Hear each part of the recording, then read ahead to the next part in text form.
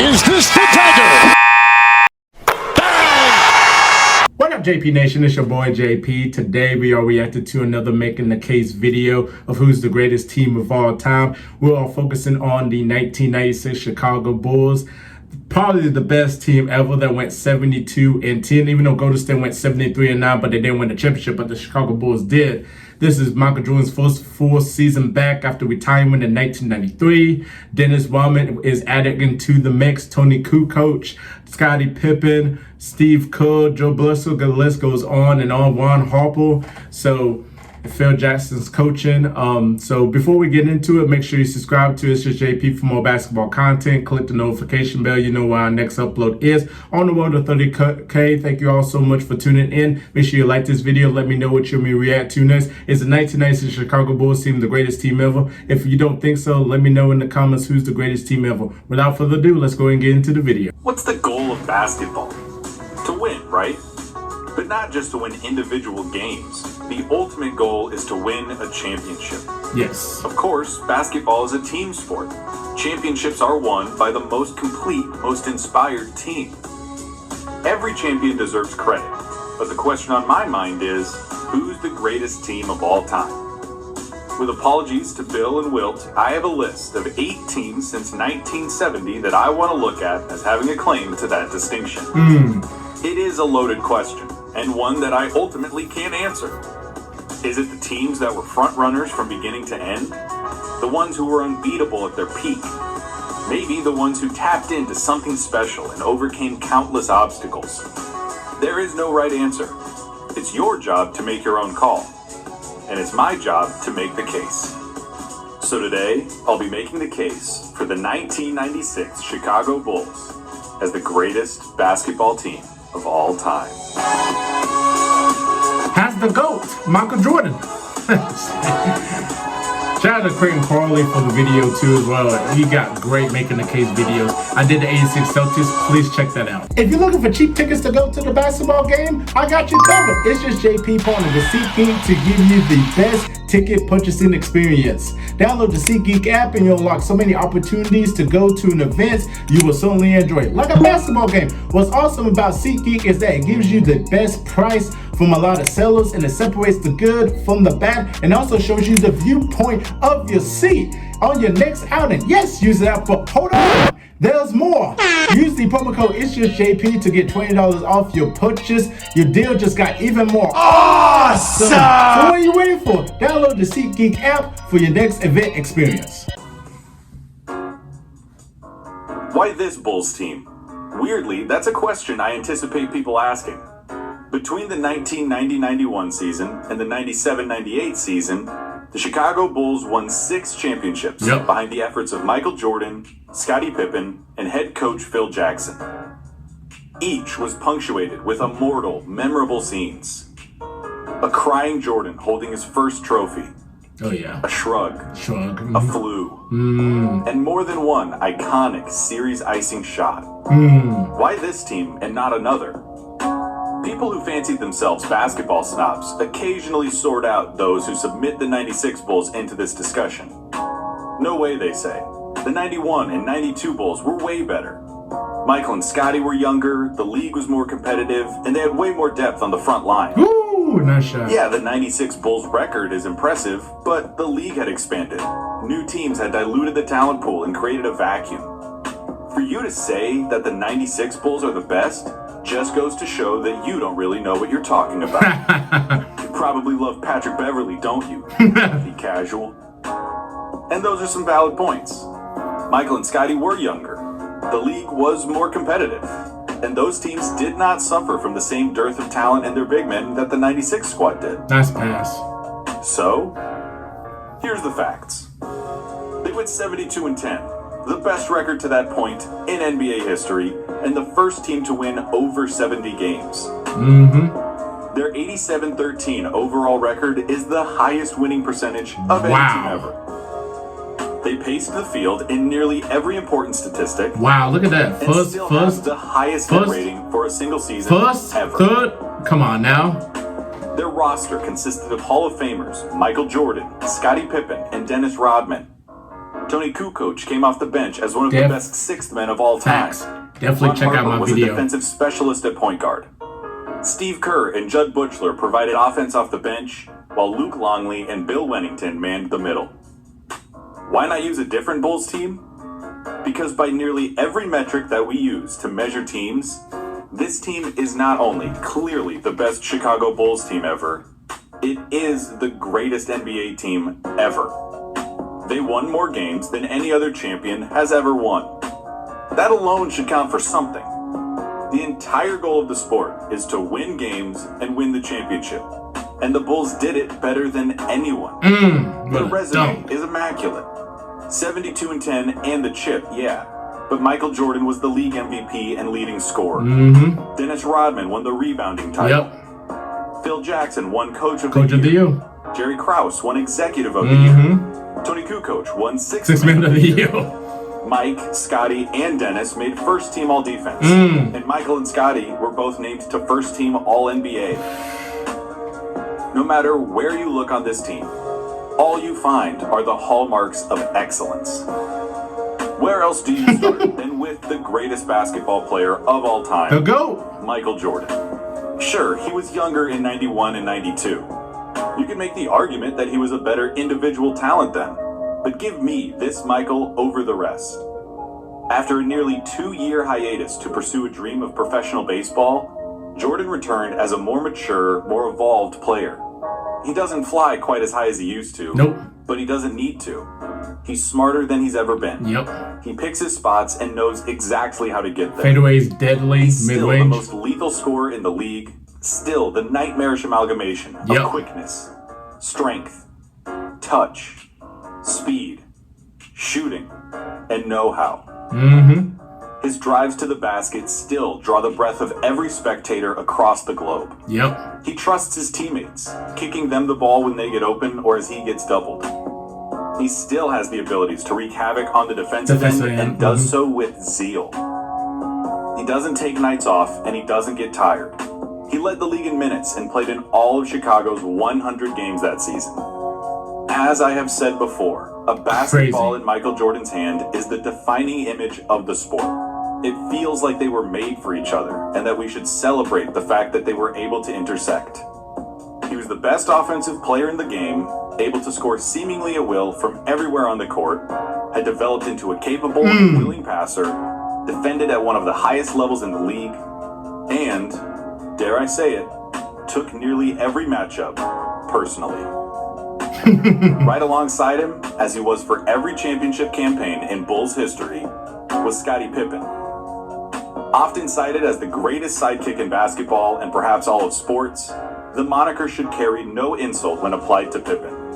The 6'7" forward with the 7'3" wingspan from Central Arkansas made it all work and goes down as arguably the most complete basketball player of the 1990s. Can do everything. Filled in the blanks, as Chuck Daly once said, with passing, scoring, rebounding, ball handling, defense, confidence, and leadership. Just everything. Whatever the team needed, Scottie provided. Yep. To his own individual credit, during Jordan's first year playing baseball, Pippen finished third in MVP voting. The Bulls were competing as legitimate championship contenders.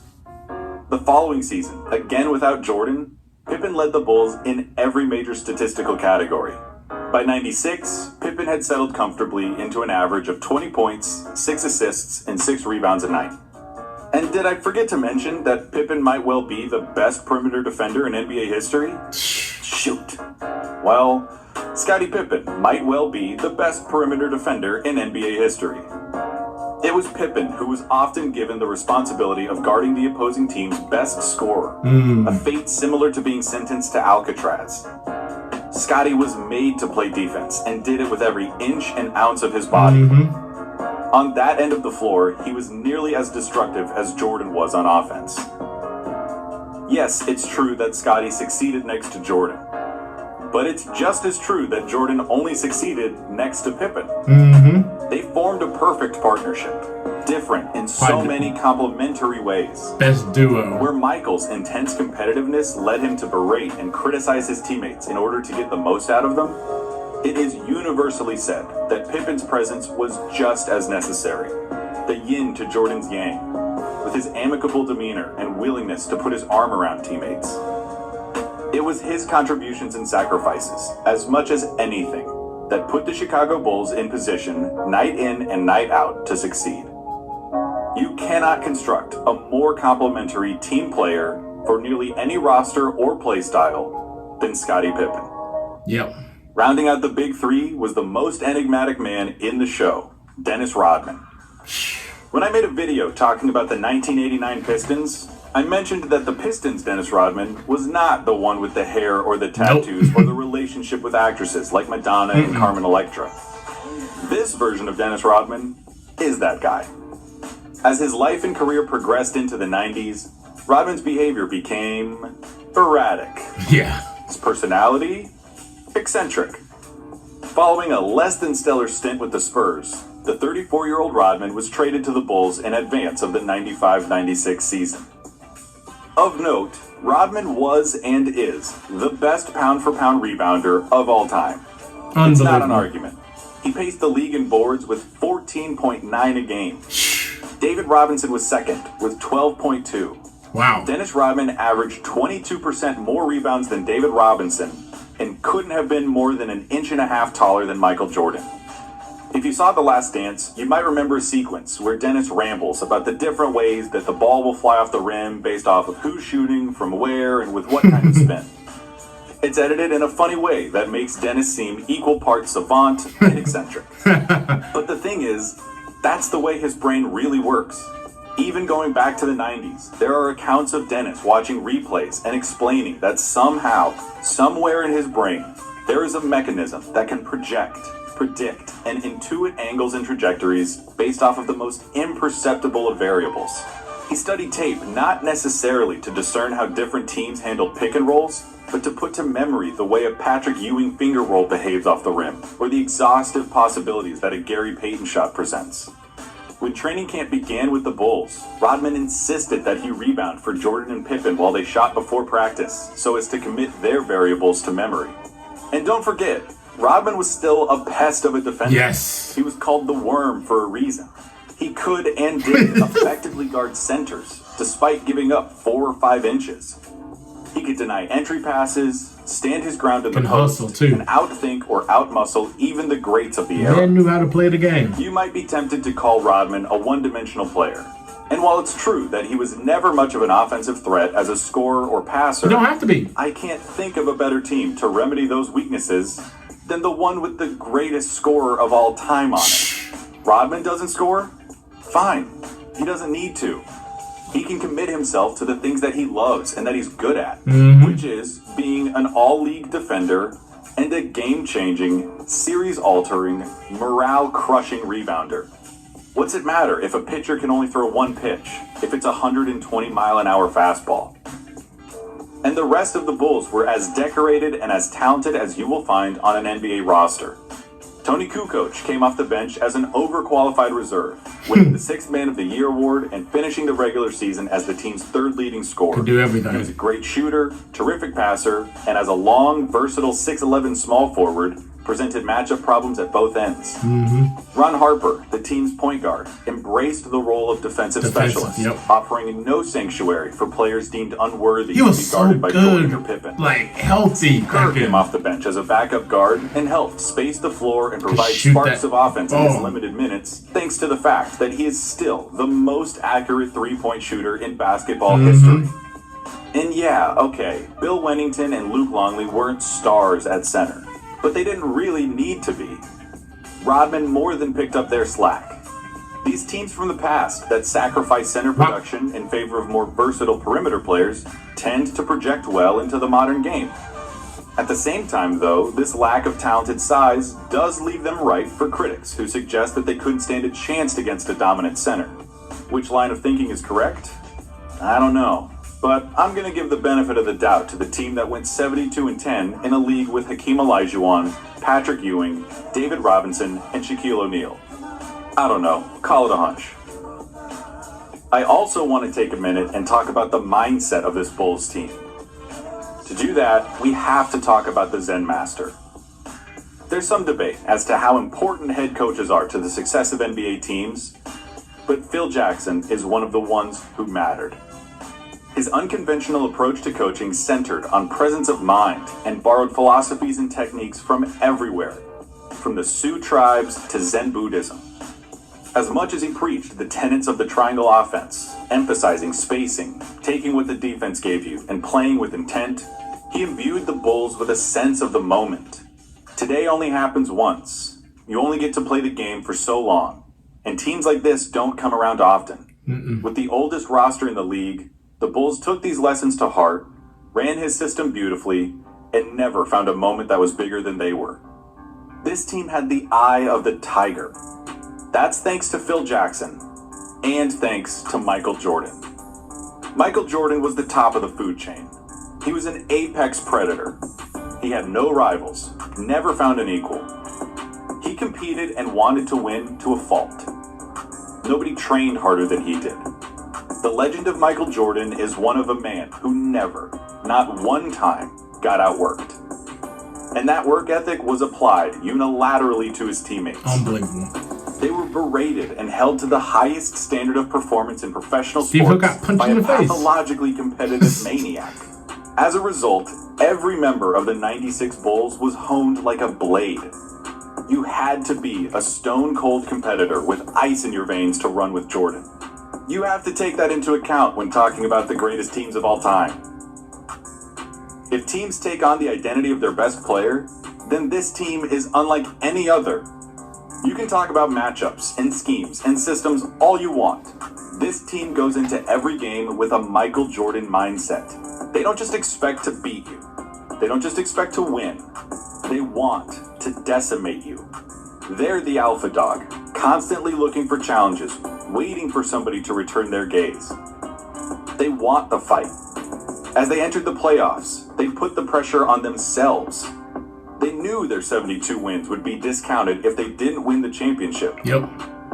As they proudly proclaimed, it don't mean a thing without the ring. But if you want to talk about matchups and schemes, we can do that too. First question, what the hell are you going to do with Jordan? Once he'd reached this height of his powers, he was virtually unstoppable. Yes. Gary Payton had his moment against Jordan in the finals. And the insinuation that he could have changed the series had he guarded him sooner generated one of the defining memes of the last days. And okay, let's say you do somehow slow down the best scorer to ever play basketball. Scottie Pippen was practically designed to pick up the slack and adjust on the fly. You cannot stop both, and Scottie's going to make you pay not just by himself, but by involving the rest of the team and acting as the new distribution hub of the offense. Nobody ran the triangle better than the Bulls, which meant that every player had to stay ready for their moment. The ball moved around, everybody got a chance, shooters consistently got clean looks, and it would only make it easier for everyone else if the opponent focuses too much on Michael. Jokić was a killer. Steve Kerr didn't miss. And even Mike himself was shooting over 40% from three this year. Wow. The role players fit perfectly alongside the stars, and the result is an offense that was built to counter opposing strategies. And the defense? There are 5 players on the NBA's all-defensive first team, essentially representing the best 5 defenders in the league at their position. The Bulls had 3 of those 5 players. Plus, with Jokić able to play in big lineups and Ron Harper standing 6'6", the Bulls can switch practically everything and offer an endless amount of versatility. And despite their lack of premium centers, the Bulls were a top 4 team in rebounding thanks to, the best rebounder in the league. A precision offense with the sharpest of spearheads. A defensive squad that rivals any lineup in history, and the versatility and switchability that modern teams would drool over. How can the Bulls be any more impressive? I'll tell you how. At the end of the 1993 NBA Finals, Michael Jordan had led the Bulls to their 3rd straight championship, a feat not accomplished since the 1960s. He had achieved worldwide fame and was being hailed as the greatest basketball player ever. And then, suddenly, he walked away. He plugged away in minor league baseball to varying degrees of success. and the Bulls tried to make sense of life after Jordan to varying degrees of success. After nearly 2 full years away from the game, Jordan returned for his second act, signaled with 2 simple words. I'm back. He played the final 17 games of the 95 regular season, complete with a 55-point explosion in MSG and a game winner against the Atlanta Hawks. Steve Smith. He looked good, but he didn't quite look like the Michael Jordan of old. His body wasn't in the same kind of shape. Yep. His shot didn't go down the way it used to. And he made mistakes that made him look human. A heretical label for his airness.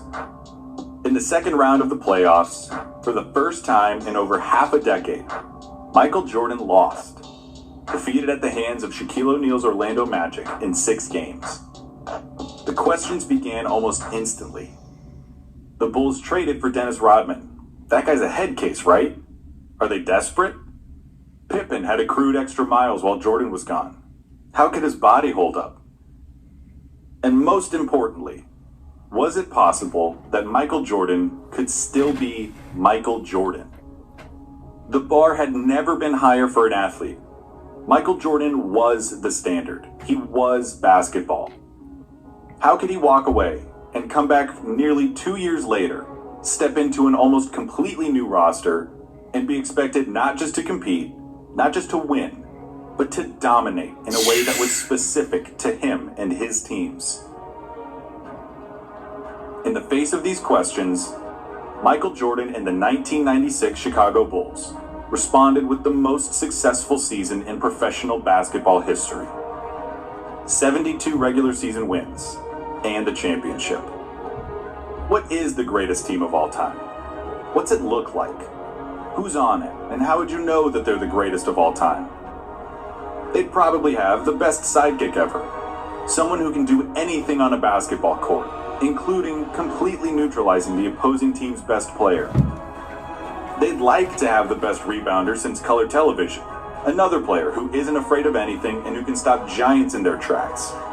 They would love it if their coach just so happens to be the most decorated man to hold a clipboard. And they'd be lucky to have, I don't know, the most accurate three-point shooter in history, the best 6th man in the league, a bulldog of a point guard, a roster full of toughened, capable, willing players who have all been forged in the fire of their leader, the greatest player who has ever competed in the sport of basketball. And you'd know that they were the greatest by their play. They'd elevate their games from competitions to performances.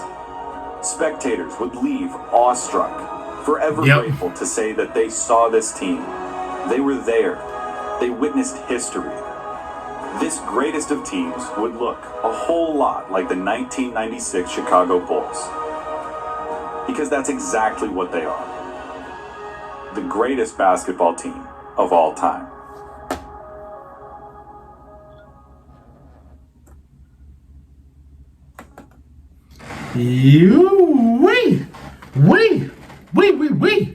Man, what a great breakdown of the video, man. Yes, the 96 Chicago Bulls, greatest team of all time with the greatest of all time, Michael Jordan leading the charge.